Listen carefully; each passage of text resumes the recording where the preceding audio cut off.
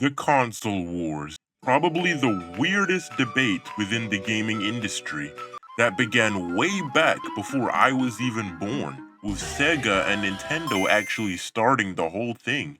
Pretty much before getting blown out the topic of conversation by Microsoft's Xbox and Sony's PlayStation by a landslide. And so I want to begin with the whole point and theme of this video, and that is most of us were probably never even the target audience of the console wars to begin with. And that's purely because you're way too old. Oh, great heavens! I know, look, someone had to say it. Truth hurts. But reality is, your student loan debts and gray hairs are trying to tell you something. You're old enough to earn money, rather than beg your parents for it, so as long as you're responsible with your leftover cash, you could get all them consoles and enjoy them all peacefully. Cause truthfully, the only one who benefits is the consumer. And I guess maybe the company in the form of profit, but then if you're under 16, let's say, with less responsibilities other than homework and basic hygiene, then yeah, it makes sense why the console wars even bothered you, to a certain extent anyway. Is this system even worth it? Is it cheaper? Does it have better games? Or is it just re-releasing old games with slightly better quality for nostalgia's sake? Are my friends gonna be on the Xbox, or the PlayStation, the Steam Deck, or the Google Stadia? Sorry, I can't. The Google Stadia? Bruh. That sounds like one of those gaming consoles one of your grandparents would get you if both your parents decided that they wouldn't get you the game. No, like, who gaming on this? It's almost as bad as the gaming phone. Like, at that point, just buy a Nintendo Switch, bruh. Or even a secondhand DS or 3DS on like eBay or Amazon or something. Like, you don't need to have all these extra gigabytes of storage to play Subway Surfers. Bruh. You good. Anyway, back to the whole console wars thing. It just stemmed from my mind, waking up in the middle of the night to a time I cringed from my past. I'm sure lots of you can relate.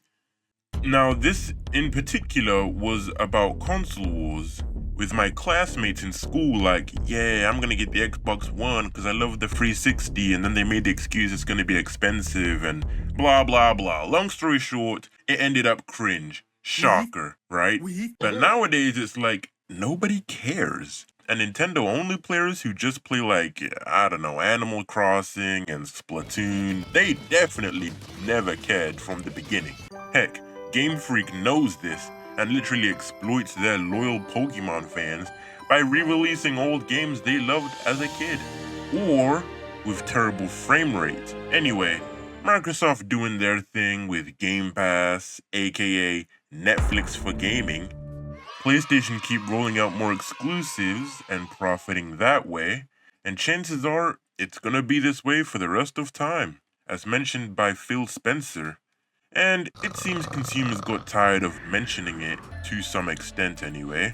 I mean, I remember there was a whole fiasco with Spider-Man 2 and Xbox fanboys going in on everything. Heck, there are even still some channels to this day making fun of Xbox. And nothing makes me remember the peak moment in console war history when Xbox released the Xbox One back in 2013. Television, TV. Xbox is about to become the next water cooler. We have a product for people who aren't able to get some form of connectivity. It's called Xbox 360. Right. So stick with 360. That's Back then, with its pricing and the silence in the audience, it was loud. And all their bad decisions of always online, can't share games, and no games, but talking about constant TV, sports, Call of Duty, and the list just goes on. But it got to the point where Sony chimed in with their famous viral video of how to share your games, and were like, alright. They literally sucker punched Xbox in the gut. And they were pretty much giving into the whole fandoms over the console wars debate. That for me was like, okay, companies strategically knowing what's up with the gaming community. because most of us were in fact kids at the time. Again, back to the whole point of the video, we like to talk about gaming in school because we can't get all 3 gaming consoles.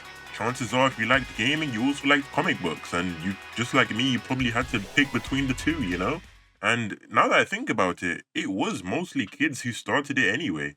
And oh boy, the biggest scam in history for gamers was pay to play online. Oh my god, bro. Oh, hell no, man. What the fuck? This should have been a warning sign for what was to come. Like, how we still put up to this day is beyond me. Heck, PlayStation is increasing their prices of PlayStation Plus as we speak.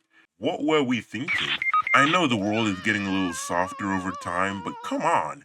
At the end of the day, it's like I said before, console wars, dumb. Paying to play online, dumb. But I think I'd go back to a time where that was more prevalent than what the next few decades is going to hold in store for us, with more and more games being expensive to make and us not really owning our games to begin with. Thanks, Ubisoft. We can always count on you.